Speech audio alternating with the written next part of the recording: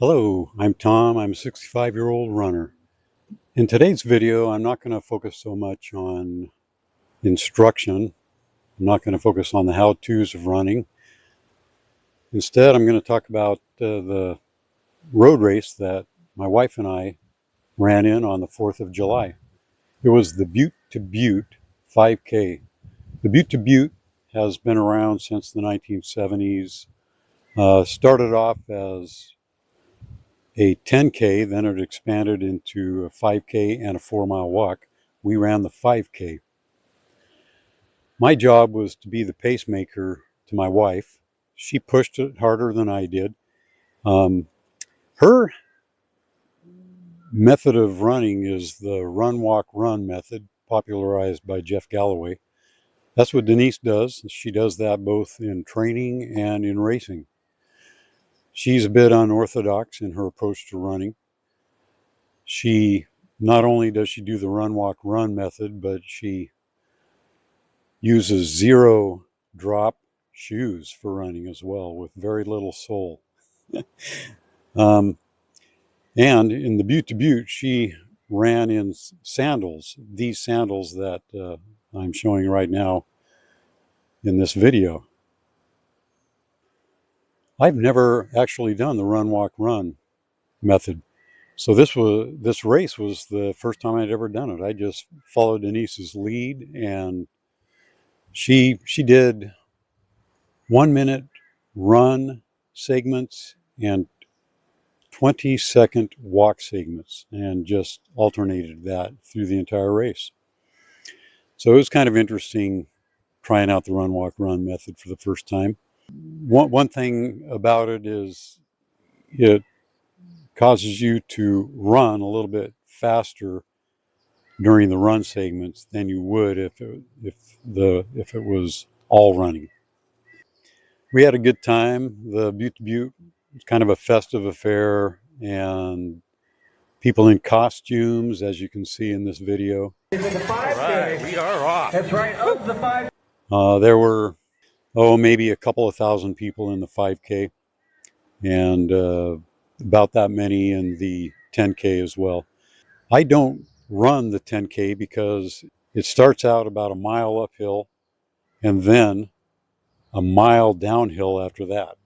And the downhill results in a lot of pounding, and as I've mentioned before in videos, I'm pretty injury prone, and downhill running tends to be a big stress on my body. So Denise ran in her sandals. It was kind of interesting. During the walking segments, she was pretty quiet, but then as soon as she ran, you could hear the flap, flap, flap of the running sandals.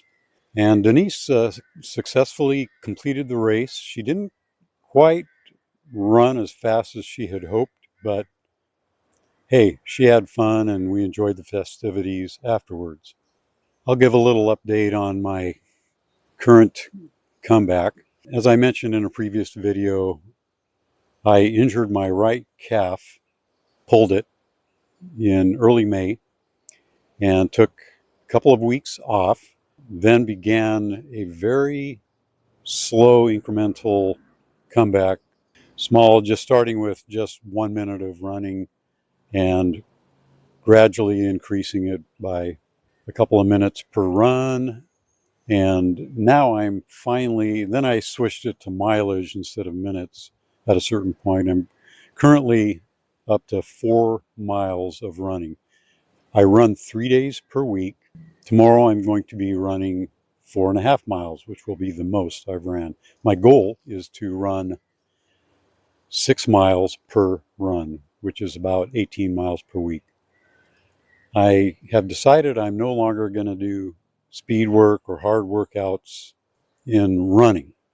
I will do hard workouts in cycling, indoor cycling in particular. 2 to 3 times a week, I've been cycling for about a half hour. Yesterday at the gym, I actually did an interval workout on the cycling machine. I did 3 times 3-minute at kind of a hard threshold pace with 2-minute easy rests in between. So I got my heart rate up, got breathing pretty hard. So that's how I'm going to do my hard runs. I follow the 80-20 rule. So 80% easy runs, 20% hard runs. In my case, it's not 20% hard running. It's going to be my 20% hard days are going to be cycling.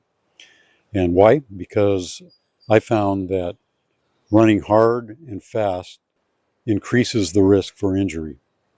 My goal is to start racing 5Ks again.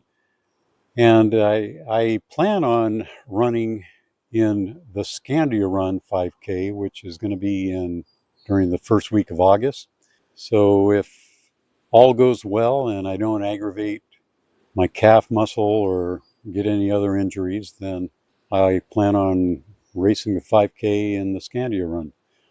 The Butte to Butte was not a race for me. I was pacing Denise, and so her race pace is a good solid aerobic run for me, and it worked out really good. So but it was a test since it was on pavement. I usually run on a dirt gravel road, which would be a softer surface than pavement. So it was interesting running a 5K on pavement at an aerobic pace. The good news is it worked out just fine. I didn't aggravate anything, no injuries, and had a good time. I hope you enjoyed this video. If you did, please give it a like, and I invite you to subscribe to my channel. Thanks a lot, and see you again sometime.